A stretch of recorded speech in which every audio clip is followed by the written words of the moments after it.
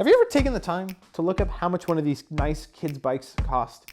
The price is pretty ridiculous. And if you're like me, you've probably thought, why can't you just buy an old one, fix it up, or find some other way to save some money on them? Well, join me as I interview my good friend Chris, and he makes over 2 amazing kids' bikes, and hopefully encourages you to maybe think about a project just like his.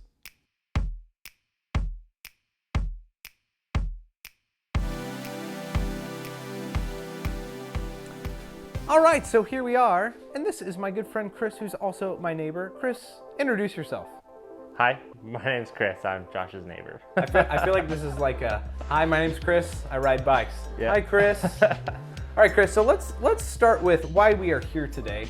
Where did your inspiration come for these 2 beautiful bikes behind me that you have totally rebuilt, redesigned to be beautiful high-end kids bikes? So where's your inspiration from? About a year ago, I was just YouTubing, watching YouTube. Been there. Going down a rabbit hole of kind of my new passion of rebuilding bikes. And I stumbled across a YouTuber at Old Shovel, if you're gonna watch this. He will. Old Shovel's a viewer. I watch his stuff. Yep, His stuff. yep. And he redid a kid's bike, and it was kind of a new and fun idea. And I started looking at what was available and, how I could, contribute to that community or give people ideas what to do, but maybe in the higher end realm of things versus, a simple hardtail. And then I just happened across an ad for this 24-inch Scott Spark Jr. And I thought this would be a great opportunity to highlight and show what you can do to a kid's bike, and that's what you have here. And then I also found a 20-inch bike also online, and figured it would be a fun dual build. So Chris, let's start with an important question I think a lot of people are gonna have. Why would somebody spend so much money on a kid's bike? And I'm gonna answer that question and then have you pitch in as well, because I think the question comes for me all the time. I talk about budget hardtail, and I go, hey, these wheels cost $600, and people go, I wish I had that budget, my whole bike costs $600. And what I found was, for kids bikes, it's just like adult bikes. You can go to Walmart and spend $80, $120, but your bike it's not designed to go down a mountain bike trail with your dad or your uncle or a friend. Yeah. And so what I found is with kids bikes, the components get smaller, but their purpose doesn't change. You still need a derailleur that's going to be effective and get you up the mountain and not crap out on you. Yep. You need a wheel set that's not going to bend. You need suspension and all that. Yep. So kids bikes, what I found, and pitch in, can be about the same price as adult bikes. What did you find? Absolutely. Yeah. Well, how much does a high-end kid's bike go for? The answer is going to not surprise you. Or be surprised. It's about $2,500. Well, that's for a hardcore, full suspension kid's bike. Could you make something that is just like that, maybe a little different, but not break the bank? All right, Chris, so you found these bikes for a pretty good deal. And do you remember how much these cost you when you bought them before this finished product? One was about 150. The 20-inch one was about 150. Wow. And the 24-inch was 250. So pretty cheap. And were the components good or just totally the components were pretty much toss away. Okay. At that point, the frames were severely dinged up, paint, extra stickers, just all kinds of stuff. They were in pretty rough shape. You type in what you have, and somebody has talked about it, which was great. And I stumbled across a huge forum article of, people have worked on these bikes for the last several years, making them cool, doing them custom, and it just started getting all that stuff, all these ideas in my mind, and getting me excited about the project, and looking at what was available, and then also to help find parts. The forks specifically were a little tough, so we sorted out some components from a pretty well-known manufacturer, SR Suntour. So we'll talk about components in a sec, but I think the first thing that I noticed is that you did what I did as a kid. You took apart every single piece, broke it all apart, and you started with the frame. So let's talk about the frame. What's the material, and where did you start? The frames, yes, they're aluminum. The frame process was started with a lot of sanding, involved a wire wheel, and a lot of elbow grease. It was a mess. It did take quite a while to do that. How much time did it take you? So you have a frame, you stripped it down, you sanded it, and then you painted what I think is just a beautiful paint job. You have the slow fade on the top tube, the green spark on top, the great black Scott stickers. If you had to ballpark hours. Yeah, I'd say maybe about 10 hours. Okay. And it wasn't that much longer to do 2 frames at one time versus 1 frame. Like I said, once I figured it out, it started to go pretty fast. The painting went pretty good, but you're looking at some of the times with that, the dry time, wet sanding afterwards, and just making sure that you have a good product. So I think it's important for people to know, if you're gonna undertake a project like this, you're gonna invest time, and it's not just, you can't just do it from start to finish. Yeah. It's a slow process of taping, painting, sanding, painting, and then like 17 coats later, you have a beautiful frame. Basically, right? Yeah. So Chris, you stripped the bike down, you got the frames all painted beautifully. How many of these components are the same from the original bikes, and how much are new components? Nothing was reused. Okay. Yeah. And if somebody was doing this project themselves, could they reuse the bars and stem, the crank, other components? Oh, absolutely, absolutely. I had a picture in my mind of what I wanted. You can certainly reuse handlebars, stem, all of that stuff. Most of that stuff is reusable.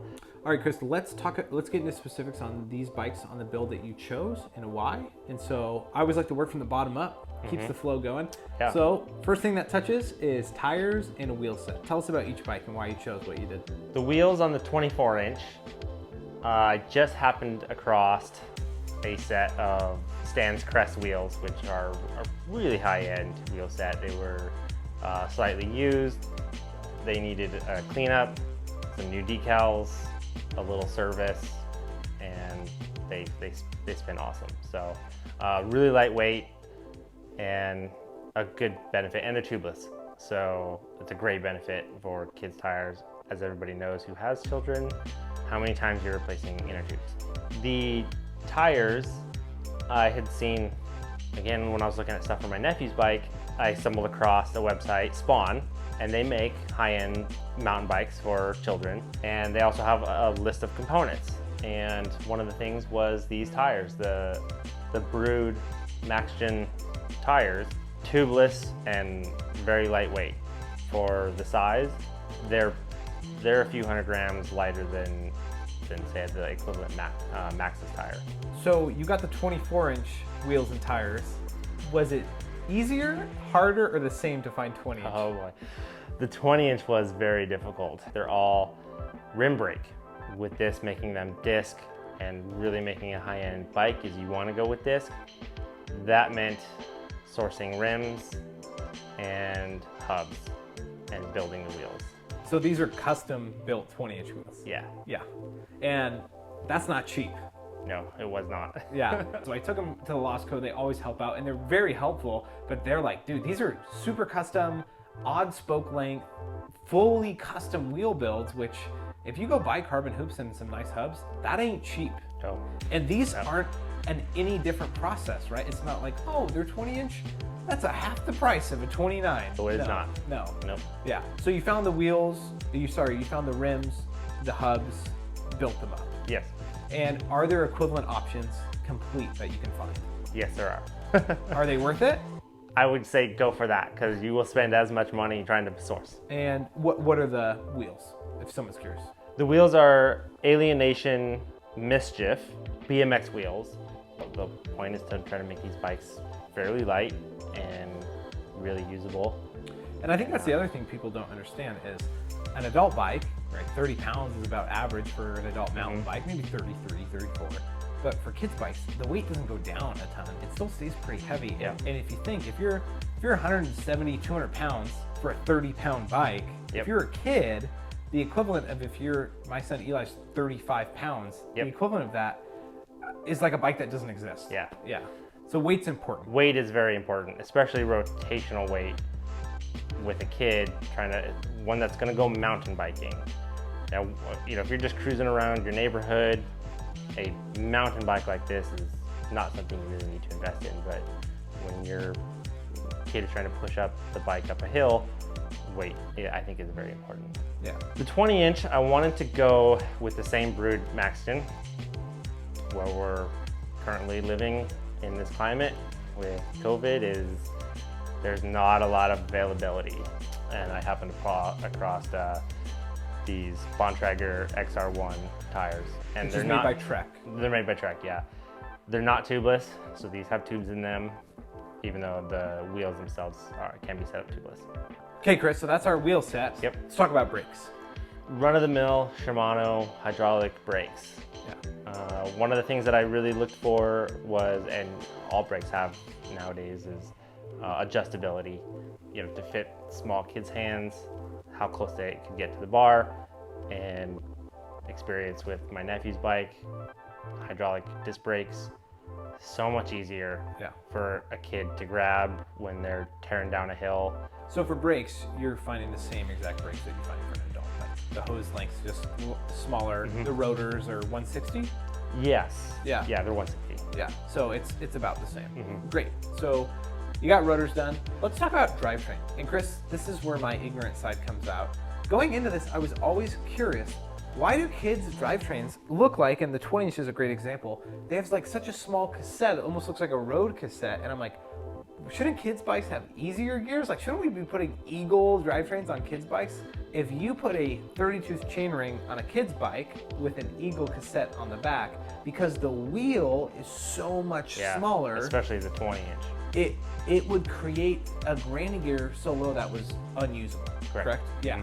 And so you have to get a cassette that matches the diameter of the wheel. Yeah. I'm just imagining the Zach Galifianakis calculator gif going on right now. Yeah. And so anyway, the reason the cassettes are smaller and maybe the front chain rings are larger is because it creates the same ratio of a climbing gear in a smaller format. Yes.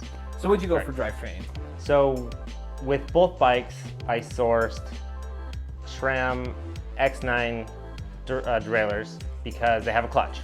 X9 derailleurs and shifters are really easy to use. Yeah. Thumb shifters, most 20-inch bikes come with a twist grip because little kids have a hard time with that push. But with the X9, it is really smooth. Yeah. So they're both 10-speed. So 10-speed, short cage. That's old tech. Yes. So it's pretty easy to source at a fair price. For a very fair price. Yeah. Very fair. What's the gear range for each bike? The 24-inch is a 32th chainring up front and an 1140 chainring or cassette in the back. So pretty comparable to an adult mountain bike. Yeah. What about the 20-inch? The 20-inch is an 1136 cassette in the back and a 32-tooth chainring.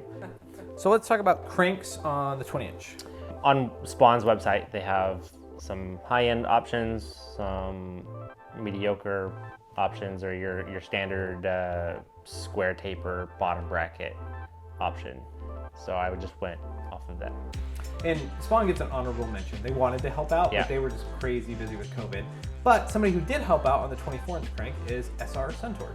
Everybody knows a lot of their components are on some of the lower end bikes, but they do make high-end stuff. And so it's important to say, like, with kids' bikes, you need smaller components, right? And so a company like FSA, which is one of my sponsors that helped out with stems and front headsets, they make headsets for everything, but they may not necessarily have a kid-specific crank. Correct. So SR Suntour came in clutch with the cranks and the suspension, which we'll talk about in a little bit. Spawn is a great spot because that's kind of what they do is kid-specific bikes. So let's move up to our next thing, which is suspension. And let's start with the 24-inch because there's a pretty good looking fork on both bikes actually, but we'll start with the 24.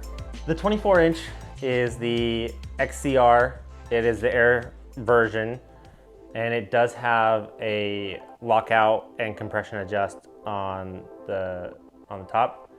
and it is air adjustable, so adjust it to your kid's weight. They call the 20-inch one the XCM, but it has the same lockout and air adjustability. And talk about the rear suspension, because this was a project. The rear suspension. Rear suspension, the shock sizing is not a normal size on these bikes.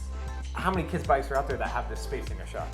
There's probably quite a few. Okay. Yeah, there's probably quite a few, but in the aftermarket performance realm, there is not. Okay. So what'd you end up going with for each of these? This rear shock is an air adjusted rear shock. So it's essentially just an air spring in a tube, which shaves quite a bit of weight. The coil is very similar to what was on the bike stock, but has a hydraulic rebound adjuster. So it is heavier because it has a hydraulic dampener in it, and this thing does work. Okay.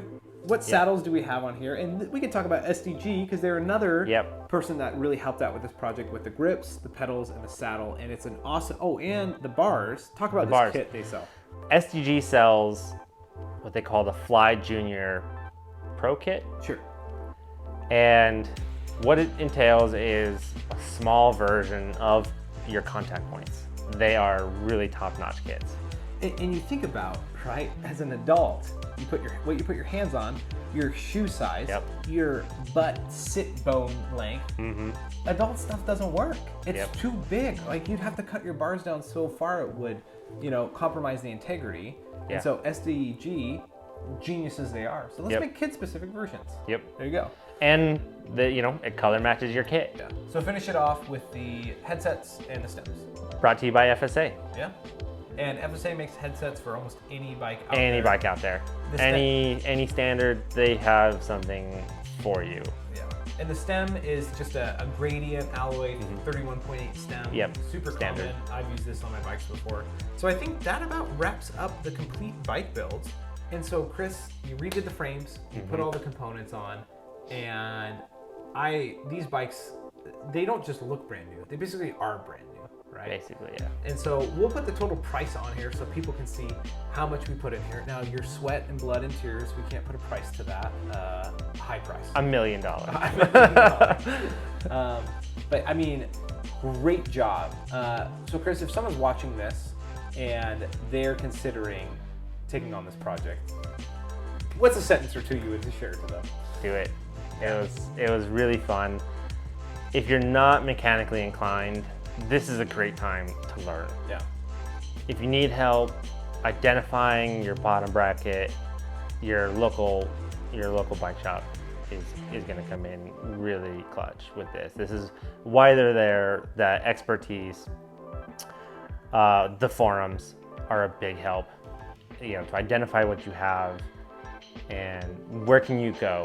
What has other people done to make these bikes cool? Awesome. All right, Chris, well, I think that about wraps it up. Great job on the project. Now, here's the cool part. First, we got to get somebody to ride this bike. So we might have to bug one of our other neighbors to go shred this out. We'll throw some clips of him showing how good this bike is.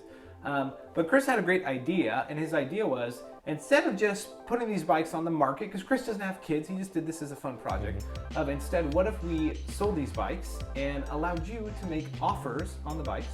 And obviously we want to pay you for the cost of all the parts that you purchase and recouping the cost that Chris put into it. But anything above and beyond your costs, what do you think we should do with that money? I would like to donate that to our local trail system here in Bellingham, the Whatcom Mountain Bikers Association Coalition.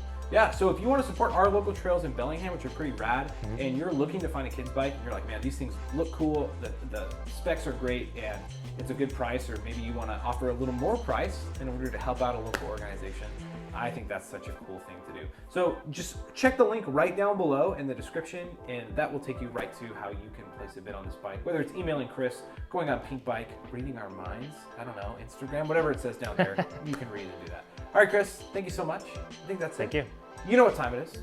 Don't spend too much time watching two grown men talk about awesome kids' bikes. But get out there, ride your bike, and make sure you do it every day.